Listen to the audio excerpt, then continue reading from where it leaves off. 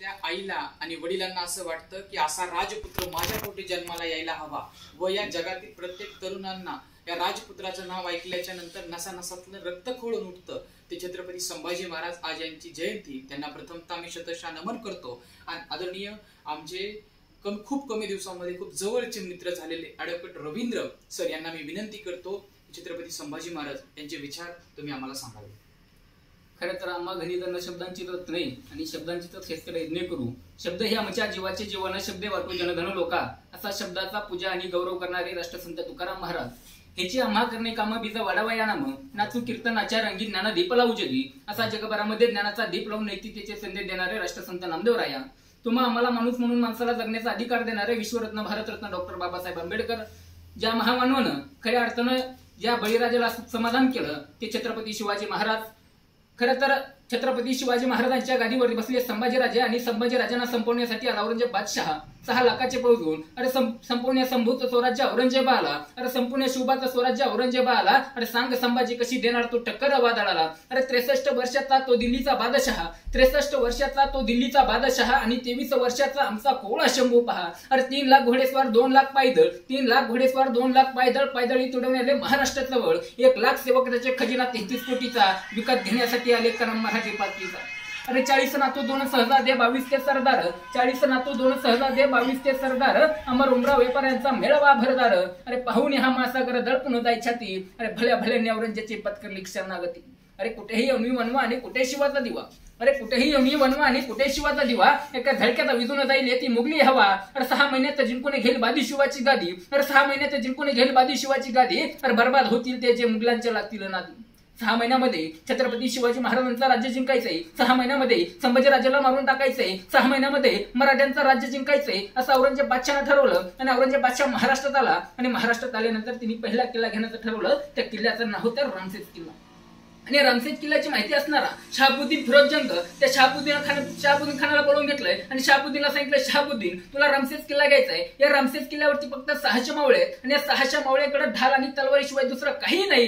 सांग या 600 मावळींशी लढायला तुला किती सैन्य पाहिजे. त्यावेळेस अलमगीर बादशाह त्याला सांगतो, अलमगीर या 600 मावळींशी लढायला मला 5000ची फौज द्या. त्यावेळेस अलमगीर बादशाह सांगतो, अरे शहाबुद्दीन तू कुठल्या लुंग्यान सुंग्यांबरोबर लढायला चाललेला नाहीस, तू मराठ्यांबरोबर लढायला चाललाय, जरा विचार करून महाग. शहाबुद्दीन खान पुन्हा एकदा म्हणतो, अलमगीर या 600 मावळ्यांशी लढायला मला 10,000ची फौज द्या. त्यावेळेस अलमगीर बादशाह सांगतो, अरे 20,000ची फौज घेऊन गेलेल्या त्या अफजल खानाची काय अवस्था केली होती माहिती ना तुला, जरा विचार करून महाग. त्यावेळेस शहाबुद्दीन अलमगीर बादशाहला सांगतो, अलमगीर या 600 मावळ्यांशी लढायला मला 30,000ची फौज द्या. त्यावेळेस अलमगीर बादशाह करडतो, शहाबुद्दीनला सांगतो, शहाबुद्दीन तू 600 मावळ्यांशी लढायला 5,000ची फौज मागितली, तू 600 मावळ्यांशी लढायला 10,000ची फौज 20,000ची फौज मागितली, तू 600 मावळ्यांशी लढायला 30,000ची फौज मागितली. हा अलमगीर बादशाह तुला 40,000ची फौज देतो, घोडे देतो, सत्ता देतो, संपत्ती देतो, मोठे मोठे सरदार देतो, काय पाहिजे ते देतो, पण सांग तो किल्ला मला किती वेळ जिंकून देशील. आणि शहाबुद्दीन खान सांगू लागला, अलमगीर आज जातो आणि उद्या किल्ला घेऊन तुमच्या समोर हजर होतो. आणि औरंगजेब बादशाहच्या चेहऱ्यावरती हास्य निर्माण झालं आणि बघता बघता शहाबुद्दीन खान आपलं 40,000 सैन्य वगैरे घेऊन निघून गेला. आणि अलमगीर बादशाह दुसऱ्या दिवशीची वाटच बघत होता. शहाबुद्दीन सकाळचे 10, 11, 12, 1 वाजला आणि 1 वाजता अलमगीर बादशाहने शेजारच्या लोकांना विचारलं, अरे शहाबुद्दीन आला नाही अजून. तशी बाजूचे लोक सांगायला लागले, अजून किल्ला घेतोय. अलमगीर बादशाहला वाटलं होतो कधी कधी उशीर. दुसरा दिवस निघून जातो, तिसरा दिवस उजडतो. पुन्हा शेजारच्या लोकांना विचारलं गेलं, अरे शहाबुद्दीन आला नाही अजून.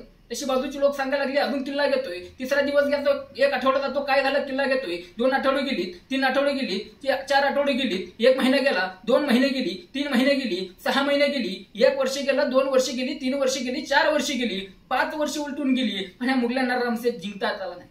अरे औरंगजेबालाच काय, पण त्या औरंगजेबाच्या बापाला सुद्धा रामसेज किल्ला जिंकता आला नसता. कारण औरंगजेब बादशाह लढत होता शिवरायांचं स्वराज्य जिंकण्यासाठी आणि आमचे मर्दमावळे लढत होते शिवरायांचं स्वराज्य वाचवण्यासाठी.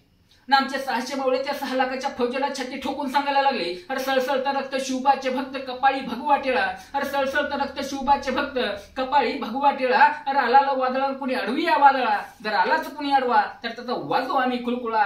छाती ठोकून सांगतो जगाला, या शिवरायांचा मावळा, या शिवरायांचा मावळा.